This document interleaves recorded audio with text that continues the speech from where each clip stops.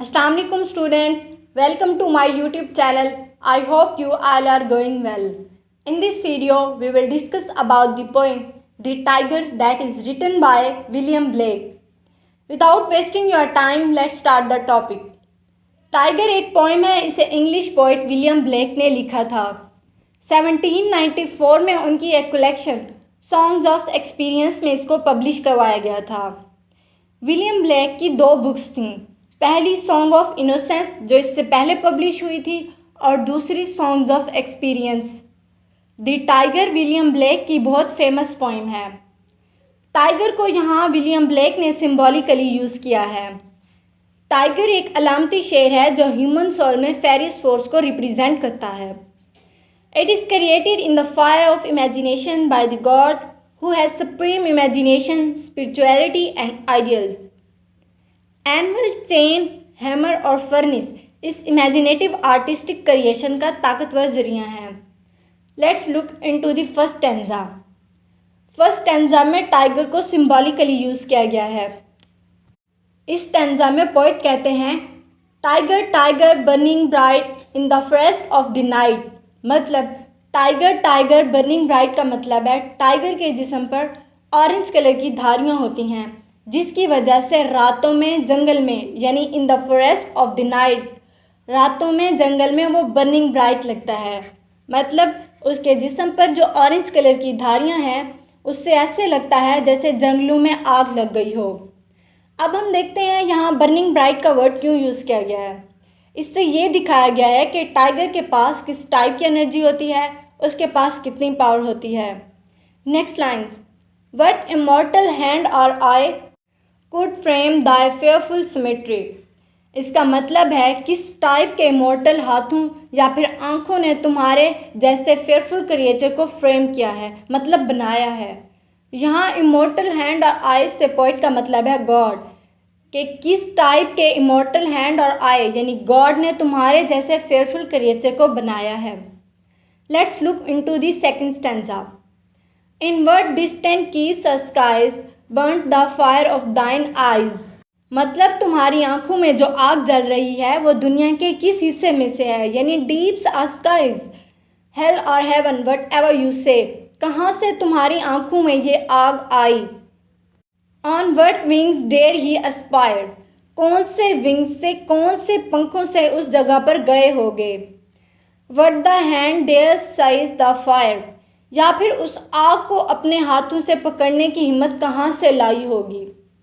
यहाँ पर वर्ड ही यानी वो, इसका मतलब है गॉड, यानी गॉड कहाँ से उस आग को लाया होगा, किन पंखों से वो वहाँ गया होगा। And what shoulder what art could twist the sinews of thy heart. वो कितना मजबूत कंधा होगा और किस टाइप का आर्ट होगा जिसने तुम्हारे हर्ट के सिन्यूज को बनाया होगा। यहाँ पर सिन्यूज का मतलब है पेशियाँ, यानी वो कितना मजबूत कंधा होगा जिसने तुम्हारे हर्ट की सिन्यूज को बनाया है। And when thy heart began to beat, और जब तुम्हारा ये दिल धड़कने लगा होगा। What dread hand what dread feet, तो तुम्हारे हाथ कितने डरावने हुए होंगे, यानी तुम्हारे पाँव कितने डरावने हुए होंगे। एक तरह से बनाने वाले को बड़ी हिम्मत की ज़रूरत पड़ी होगी जब तुम्हें वो बना रहा होगा। Next stanza. इस स्टैंजे में विलियम ब्लेक बनाने वाले को एक लोहार से तशबीह देता है। What the hammer what the chain in what furnace was the brain.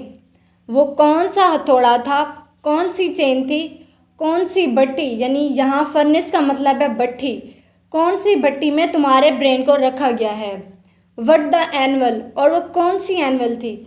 Anvil का मतलब है एक किस्म का औजार, यानी जो लोहारों के पास होता है जिस पर हथौड़े को पीट पीट कर किसी चीज़ को ढाला जाता है। What dread grasp dare its deadly terrors clasp, और कितनी हिम्मत और मजबूती से पकड़ा होगा तुमको बनाते हुए, यानी तुम्हारे क्रिएटर ने अपने पंजे से। यहाँ ग्रैस्प का मतलब पंजा है, यानी उसने कितनी हिम्मत और मजबूती से तुम्हें अपने पंजे से पकड़ा होगा। When stars threw down their spears, मतलब जब तुमको बनाया गया होगा तो सितारों ने भी अपने हथियार फेंक दिए। And watered heaven with their tears, और सितारे भी रो पड़े आंसुओं से उन्होंने अपनी हेवन को भर दिया। Did he smile his work to see. इस लाइन का मतलब है कि क्या उस वक्त भी तुम्हारे क्रिएटर ने तुम्हें बनाकर स्माइल कर रहा था। जब ये सब हो रहा था, यानी सितारों ने अपने हथियार फेंक दिए, क्या तुम्हारा क्रिएटर स्माइल कर रहा था कि ये उसकी क्रिएशन है। Did he who made the lamp make the. क्या ये वही है जिसने लैम्प को बनाया था। लैम्प को यहाँ पर जीसस क्रिस्ट कहा गया है कि क्या ये वही है जिसने लैम्प को बनाया होगा और तुम्हें भी। लास्ट पे दोबारा वही स्टैंजा रिपीट किया गया है। Tiger tiger burning bright in the forest of the night, what immortal hand or eye dare frame the fearful symmetry. अब हम देखते हैं कि यहाँ टाइगर को सिम्बॉलिकली कैसे लिया गया है। टाइगर को एक बुरा क्रिएचर माना जाता था जिस वक्त ये पोइम लिखी गई थी, यानी ये हर एक बुरी चीज़ को रिप्रेजेंट करने के लिए ये पोइम लिखी गई है कि गॉड बुरी चीज़ को भी बना सकता है। आई होप आपको ये पोइम समझ आ गई होगी। That's all for today. Thank you so much. Stay blessed, keep watching. अल्लाह हाफिज़।